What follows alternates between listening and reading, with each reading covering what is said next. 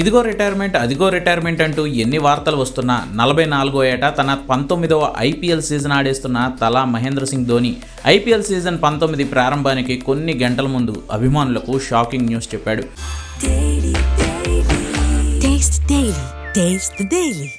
అదేంటంటే తలా ధోనికి గాయమైంది. Hamstring injury కారణంగా ధోని 2 వారాల పాటు మ్యాచ్లకు దూరం అవనున్నాడని సిఎస్కే మేనేజ్మెంట్ ప్రకటన చేసింది. ఇది నిజంగా షాకింగ్ న్యూస్ ధోని ఫ్యాన్స్కి. ఎందుకంటే ఈసారి అసలు టీంలో ధోని రోల్ ఏంటో కూడా ఎవ్వరికి ఇప్పటివరకు క్లారిటీ లేదు. ఓన్లీ రీజన్ సంజు శాంసన్ని ట్రేడ్లో విపరీతమైన ఆసక్తి చూపించి మరీ తీసుకుంది సిఎస్కే. అందుకోసం సిఎస్కేకి తురుపుముఖ లాంటి రవీంద్ర జడేజాను రాజస్థాన్కి వదులుకుంది. ఇంతలా శాంసన్ను తెచ్చుకున్న తర్వాత ధోని కీపింగ్ చేస్తాడా లేదా శాంసన్ స్పెషలిస్ట్ బ్యాటర్గా మాత్రమే బరిలోకి దిగుతాడా? ఏది కాదన్నట్లు ధోని ఆల్రెడీ 3 ఏళ్లుగా మోకాలి గాయంతో బాధపడుతున్నాడు కాబట్టి ఇంపాక్ట్ ప్లేయర్గా ఈ సీజన్లో only batting ఆడతాడా?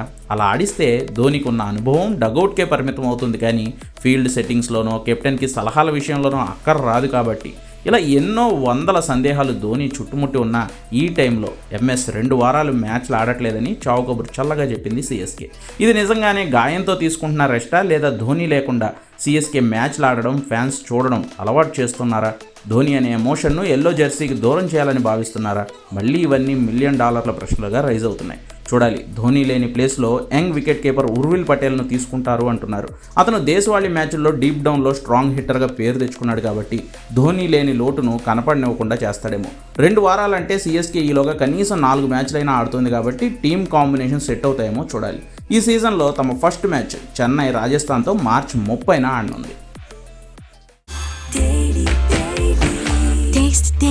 Taste the Daily.